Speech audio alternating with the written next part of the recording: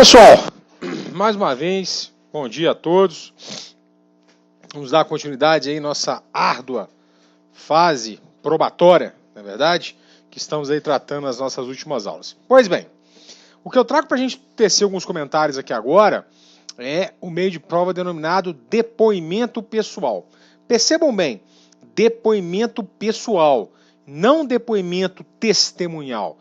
Lembrando que a prova testemunhal é quando um terceiro estranho à lide vem junto aos autos do processo para trazer informações de algum fato ou ato que ele tenha conhecimento. Já o depoimento pessoal, vamos ver no decorrer da nossa aula, que é o meio de prova no qual a parte, quem são as partes? Autor e réu, vem em juízo com o objetivo de esclarecer alguma controvérsia ou até mesmo com o objetivo de se obter a confissão, como nós vamos ver aqui no decorrer da aula de hoje, tá certo? Bom, observem bem, meus amigos, minhas amigas, que essa situação que a gente está tratando aqui de meio de prova, ela sempre deve ser analisada com fundamento, com lastro, no artigo 373 do CPC, que fala para a gente do ônus da prova. Mas fato é que esse meio de prova que nós estamos tratando aqui agora é um meio muito contundente e eficaz de prova, mas aqui traz no seu contexto o chamado interrogatório da parte, no curso do processo, com o objetivo de esclarecer pontos controvertidos, tá certo? Ou até mesmo para se tentar obter a confissão, que nós vamos também verificar aqui no decorrer da aula.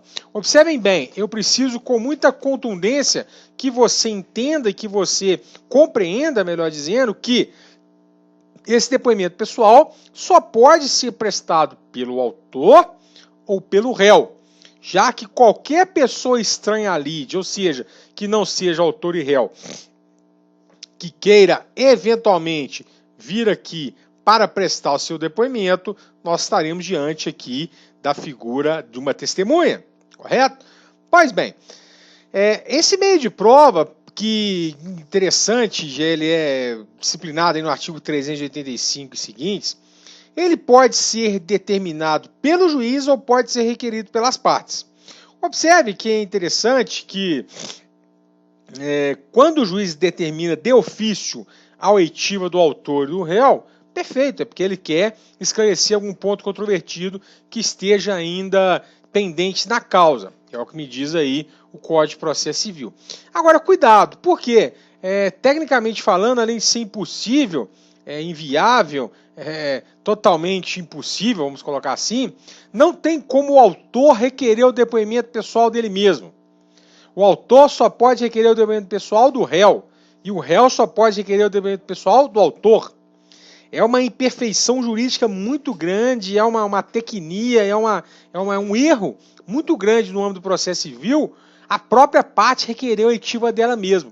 Explico. Ora, o momento adequado para a parte conversar com o juiz, nós sabemos qual é. Qual é o momento adequado para a parte conversar com o juiz? Sabemos que o autor conversa com o juiz na petição inicial e o réu na contestação.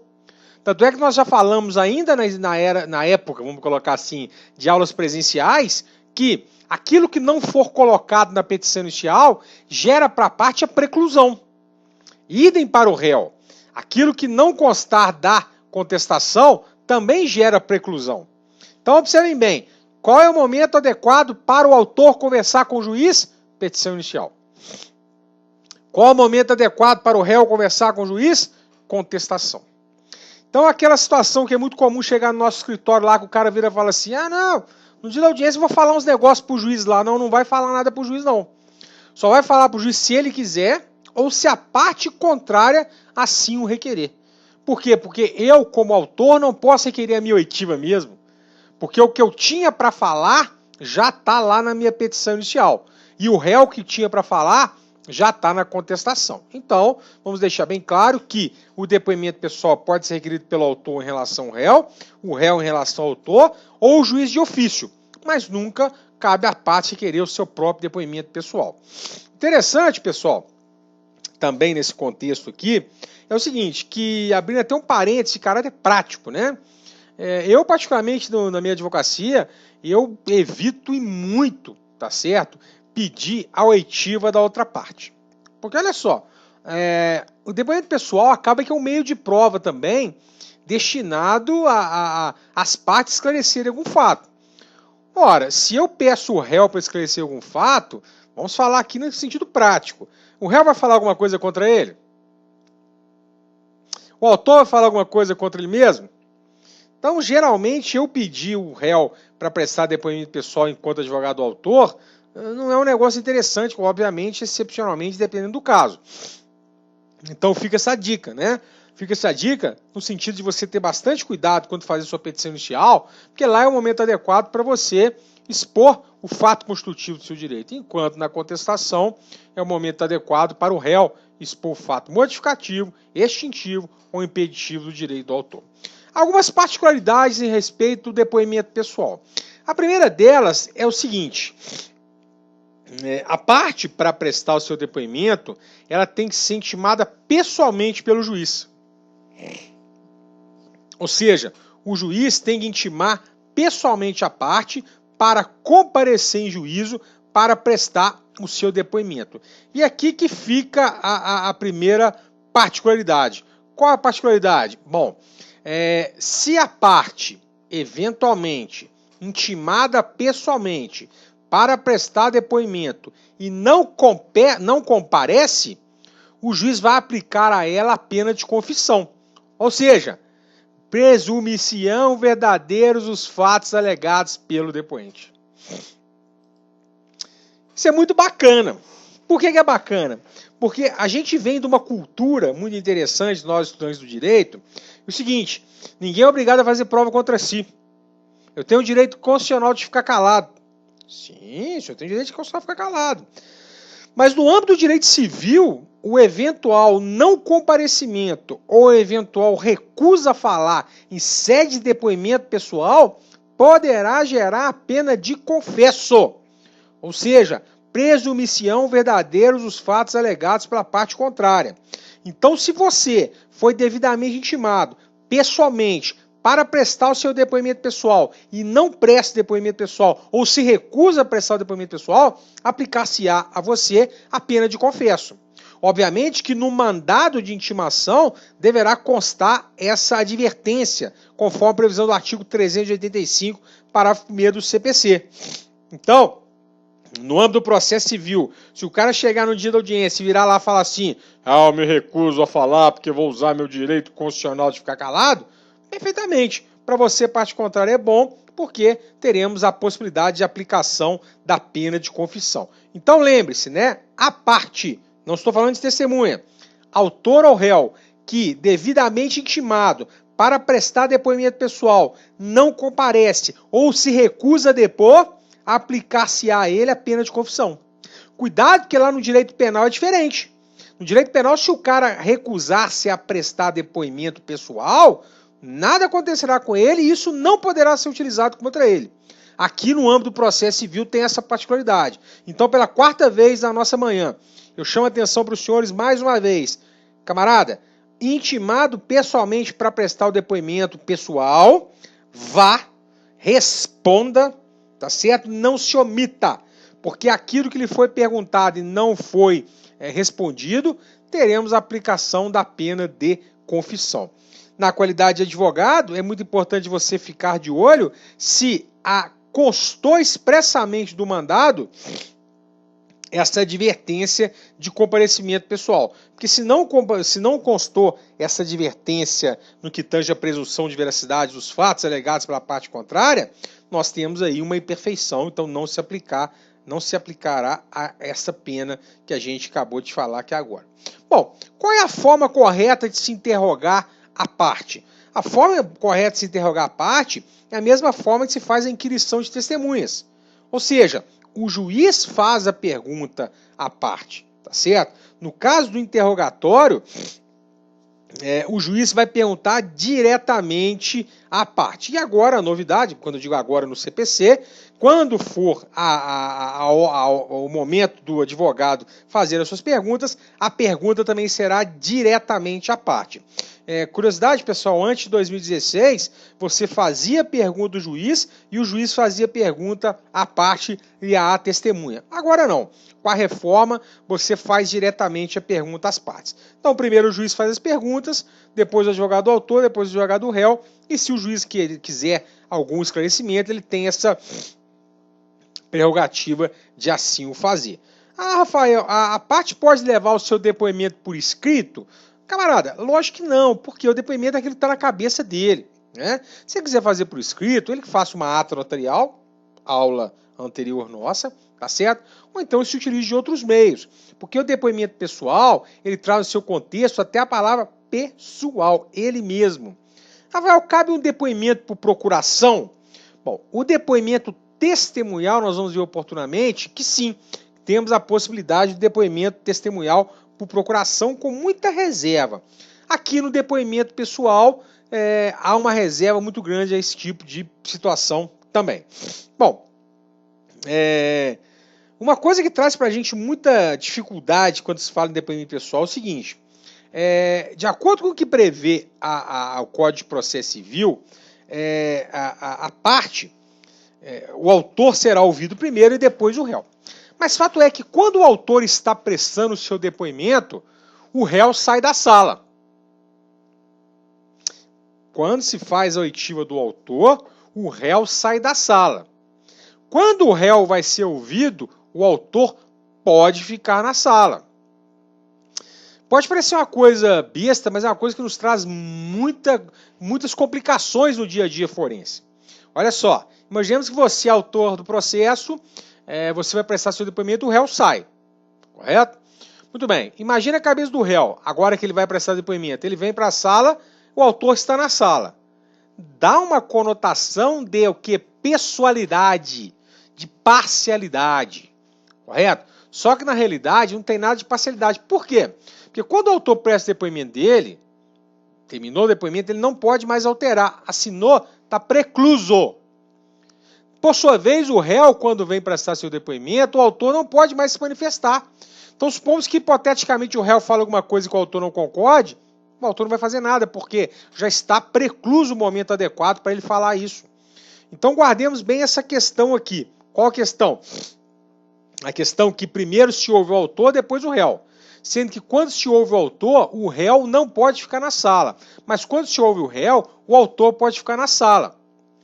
Olha só, se enquanto o autor estivesse prestando seu depoimento, o réu ficasse na sala, o réu ouvindo o depoimento do autor, aqui o réu ouvindo o depoimento do autor, na hora do depoimento dele, ele podia alterar o teor do seu depoimento. Correto? Ao passo que se ele está fora da sala, ele não ouviu o depoimento do autor.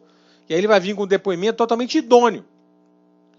Idem para o caso contrário, porque olha só, se eu, autor, já prestei o depoimento e agora entrou o réu para falar, o autor não tem como mudar mais o que ele falou. Por quê? Porque está precluso. Já se consumou o ato processual. Fechado, pessoal? Então, bastante cuidado com essa questão. Lembro mais uma vez que é um ato pessoal da parte prestar o seu depoimento. O depoimento por procuração, que eu acabei de falar minutos atrás, ele deve ser sempre visto com muita reserva. Por quê? Bom, primeiro porque o depoimento pessoal, ele é um ato personalíssimo. Correto? Quero dizer então o seguinte, que o cara pode levar o depoimento dele por escrito no bolso? Não. Não. Senão não é depoimento pessoal. O depoimento pessoal tem a sua característica oralidade, o falar. Correto?